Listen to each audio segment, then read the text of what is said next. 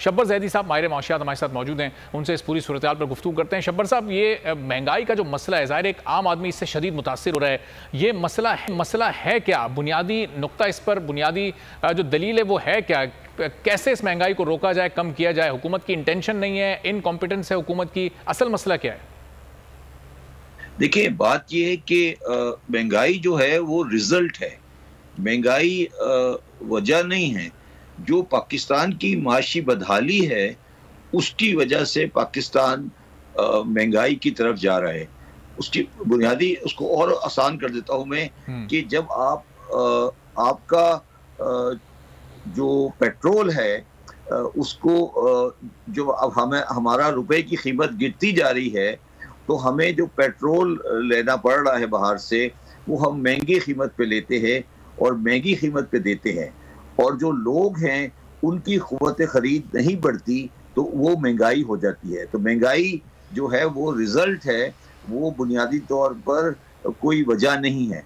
बुनियादी तौर पर मैं जिस तरह बहुत अरसे पहले आपसे कहता रहा हूँ कि पाकिस्तान बहुत तेजी से, बहुत निहायत माशी खराबी की तरफ आगे बढ़ रहा था, और वो जो आगे बढ़ रहा था वो अब अपने नुक्ताए इख्तिताम पे पहुंचने के करीब है। और महंगाई के ऊपर कंट्रोल नहीं हो सकता जब तक हम अपने बुनियादी खदोखाल मईशत के सही नहीं करेंगे। मकसद कहने का ये है कि जब तक हम अपने रुपी डॉलर पैरिटी को इम्प्रूव नहीं करेंगे, जब तक हम अपनी इंपोर्ट को कम नहीं करेंगे, जब तक हम अपनी प्रोडक्टिविटी नहीं बढ़ाएंगे, जब तक हमारा एग्रीकल्चर प्रोड्यूस बेहतर नहीं होगा, कोई गवर्नमेंट भी आ जाए वो महंगाई को कंट्रोल नहीं कर सकती। तो ये कहना कि मैं महंगाई कंट्रोल कर दूंगा या मैं महंगाई कंट्रोल करने के लिए आया हूँ, ये सिर्फ लोगों को बेवकूफ़ बनाने वाली बातें हैं। पाकिस्तान के जो माशी ज़ाविये हैं इस वक्त, वो किसी भी हाल में ये डिमॉन्स्ट्रेट नहीं करते कि पाकिस्तान की माशी हालात अगले कुछ पीरियड में सही हो जाएगी। ये हकीकत है, और इस हकीकत को सामने रखते हुए हमें आगे बढ़ना है। ये कहना कि हमारे हालात ठीक होने जा रहे हैं, ये गलत है। और इसकी जो बुनियादी वजह आपने देख ली होगी कि कल वज़ीर आज़म साहब ने कहा कि हमने तमाम शराइत पूरी कर दी हैं IMF की, और IMF ने कहा कि नहीं, अभी हमें कुछ और चीज़ें चाहिए। जो चीज़ें वो चाहिए, वो इसका मतलब है कि दोनों एक पेज पे नहीं हैं, और अगर दोनों एक पेज पे नहीं होंगे तो डॉलर की वैल्यू बढ़ती जाएगी और महंगाई का तूफान मजीद बढ़ता जाएगा। ये किसी के हाथ में भी नहीं है। अगर कोई ये समझता है कि वो महंगाई को कंट्रोल कर लेगा तो वो गलत बात कर रहा है। पाकिस्तान की मईशत की जो लगामें हैं वो इस वक्त किसी के हाथ में नहीं है, और वो बिल्कुल बेलगाम घोड़े की तरह दौड़ रहा है और अवाम को शदीद मुश्किलात का सामना है। तो शब्बर साहब, अगर ये IMF का प्रोग्राम अप्रूव हो जाए और पाकिस्तान को अगली किस्त मिल जाए, तो क्या फिर ये डॉलर कहीं पर जाकर रुक जाएगा और फिर महंगाई में कहीं कोई कमी आ सकती है? देखिए, बात दो चीजें हैं। पहली बात तो ये प्रोग्राम अगर होना इसलिए जरूरी है कि ये प्रोग्राम के जो पैसे आएंगे वो तो एक बहुत बड़ा अमाउंट नहीं है, मगर ये प्रोग्राम हमें ये गारंटी कर देगा कि इंटरनेशनल कम्युनिटी हमारे साथ खड़ी है, और वो हमारे आगे आने वाले हालात में अगर कोई मुश्किलात आती हैं तो हमें सपोर्ट करेंगे। तो ये एक सॉर्ट ऑफ गारंटी होगा। अगर वो गारंटी नहीं मिलती है तो हमारे आइंदा दिनों के हालात बहुत ख़राब होंगे। तो इस प्रोग्राम को इस ज़ाविये से नहीं देखें, इस अमाउंट को इस ज़ाविये से नहीं देखें कि इस अमाउंट के आने से फ़र्क पड़ेगा, बल्कि इस अमाउंट के आने से एक स्टेबिलिटी ये आ जाएगी कि हम एक इंटरनेशनल कम्युनिटी के सपोर्ट में चले जाएंगे। मगर उसके बाद भी हमें अपने ज़ाविये, अपने मीज़ानिये खुद सही करने पड़ेंगे। देखिए, बुनियादी बात जिसको हम बिल्कुल इग्नोर कर रहे हैं वो ये है कि जब मैंने 2021 में ये कहा था कि ये मुल्क दिवालिया होने की तरफ जा रहा है, तो सारे लोग मेरी बात नहीं मानते थे। आज सब लोग ये कहते हैं, डे टू डे बेस पे चल रहे हैं। मेरा सिर्फ कहना इसमें यह है कि हमने इस 1-1.5 साल में, इर्रिस्पेक्टिव गवर्नमेंट किसकी थी, कौन पावर में था, कोई ऐसा अमल बताइए जो पाकिस्तानियों ने किया हो अपनी माशी हालात को बेहतर करने के लिए। तो अगर आप अपने माशी हालात को खुद बेहतर नहीं करना चाहते या कर सकते, तो फिर आप मुझे समझा दें कि हम किस तरह एक भंवर से निकल सकेंगे। जो आज हमारे मुल्क में आ चुका है। और शब्बर साहब, आपके उस बयान के बाद फिर हमने चंद माह बाद ये सूरत हाल भी देखी कि पोर्ट पर कंटेनर्स खड़े थे और हुकूमत के पास इतने पैसे नहीं थे कि उनकी पेमेंट की जा सके, और फिर उससे भी महंगाई में शदीद इजाफा हुआ। तो आप क्या समझते हैं कि उस वक्त टेक्निकली पाकिस्तान डिफॉल्ट कर चुका था, सिर्फ अनाउंस होना बाकी था? देखिए, ये बड़ा अजीब सा लफ्ज है ना। मैंने इसीलिए मैंने उस वक्त भी कहा था कि पाकिस्तान गोइंग कंसर्न नहीं है। मैं डिफॉल्ट का लफ्ज इस्तेमाल नहीं करता उस सेंस में कि उसके बहुत सारे मकासद होते हैं, मकसद होते हैं। मगर अगर कोई कंट्री अपने इम्पोर्टर्स को डॉलर नहीं दे सकता उन चीज़ों के लिए जो ज़रूरी हैं, जो आके पड़ी हुई हैं, तो ये डिफॉल्ट की शक्ल है। इसको आप कोई और नाम दे दें, वो अलग शक्ल है। डिफॉल्ट सिर्फ इतना फ़र्क रह गया कि आपने बैरूनी खर्चाजात में आपने अभी तक डिफॉल्ट नहीं किया है, मगर बाकी तमाम चीज़ें तो उस जगह चली गई हैं जो एक उस मुल्क के अंदर आती हैं जो दिवालिया हो या जो अपने मामलात को सही तरह नहीं देख सक रहा हो। तो जब पाकिस्तान अपनी एलसीआर मैच्योर नहीं कर रहा या अपने एक अनकन्वेंशनल तरीके से या एडमिनिस्ट्रेटिव तरीके से अपनी एलसीओ को रोक रहा है, बैंकों को इंस्ट्रक्शन दे रहा है कि वो एलसीआर मैच्योर नहीं करें, तो फिर ये इसको मतलब क्या कहेंगे आप? मतलब ठीक है, हम नहीं चाहते कि हम कोई ऐसा लफ्ज़ इस्तेमाल करें जो पाकिस्तान के लिए ठीक नहीं हो, मगर ये कोई वो सिचुएशन नहीं है जो हम इसमें मुतमईन होकर बैठ जाएं कि हाँ ठीक है जी, कोई हालात सही हैं, हम इसको देख लेंगे।